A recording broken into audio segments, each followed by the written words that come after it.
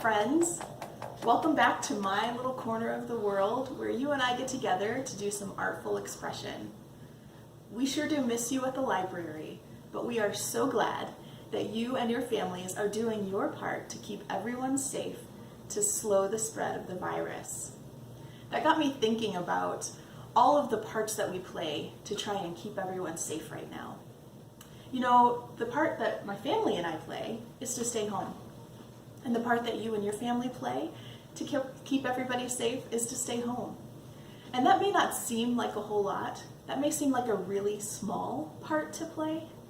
But if you do your part, and I do my part, we put all of those together, and it makes a big difference. So it got me thinking about a painting technique that uses a whole bunch of little pieces or parts, putting them together to make a brand new, beautiful picture. So today we're going to be studying a painting technique that's called Pointillism. Mariah is here with us again today, and we are going to study Pointillism together.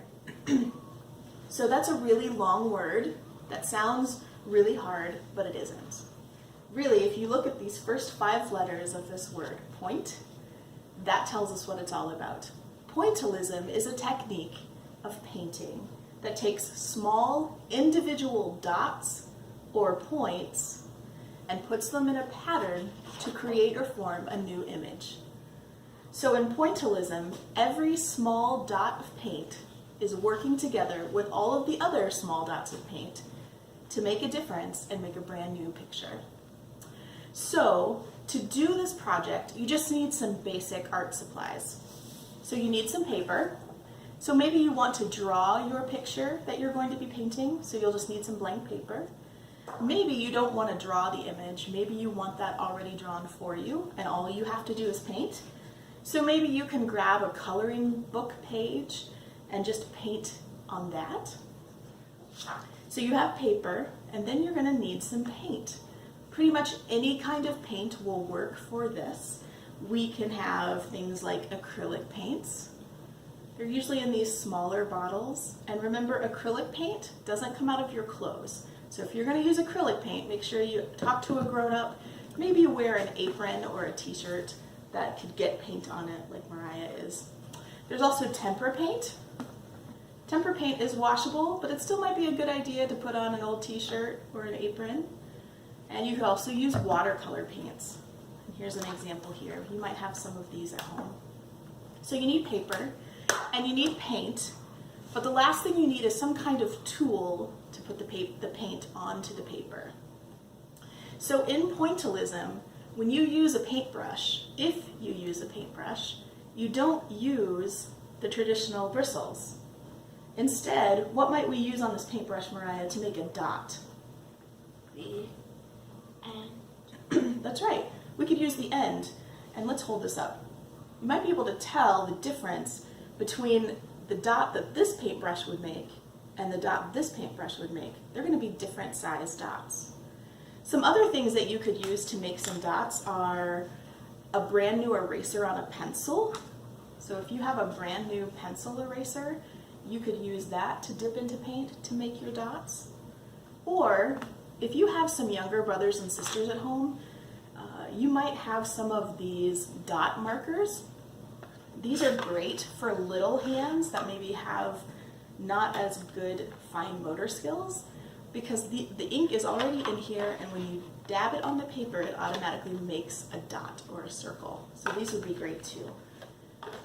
In fact, earlier we made a picture using those dot markers. This would be a picture of Pointillism, a Pointillism picture using those dot markers. Let me show you also, I don't know if you can see this very well, but you see those different colors and the different sizes of dots. So those purple ones are the pencil eraser, and then the blue, yellow, and red are different sizes of the ends of paintbrushes. So you get to decide how big you want your dots to be on your painting, and then you pick the tool that will help you get there. So I'm going to tell you a little bit more about Pointillism, but while I'm doing that, Mariah is going to start to paint her picture. Would you show everybody your picture? She decided to draw a picture of a bird in a nest, And so she's going to go ahead and start painting that for us. And so Mariah, what tool are you going to use? A paintbrush and a pencil. Okay, so she's going to use the paintbrush, the end of the paintbrush, and the pencil. And those are going to make two different sizes of dots. So in just a minute, we'll check in with her and see how her picture's going. So go right ahead. So the technique of pointillism actually started in the country of France, in the city of Paris, France. And it started a long time ago in the late 1800s. So that was almost 150 years ago. That was a long time ago. That's before we had airplanes that could take us places. It's even before we had cars that could take us places.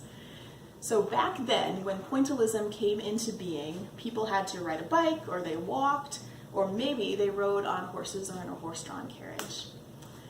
So that was a long time ago. And the man who invented pointillism, his name, this painter, is George Seurat. And probably the most famous painting that he has that shows an example of pointillism is this one right here. I'm going to hold it up for you.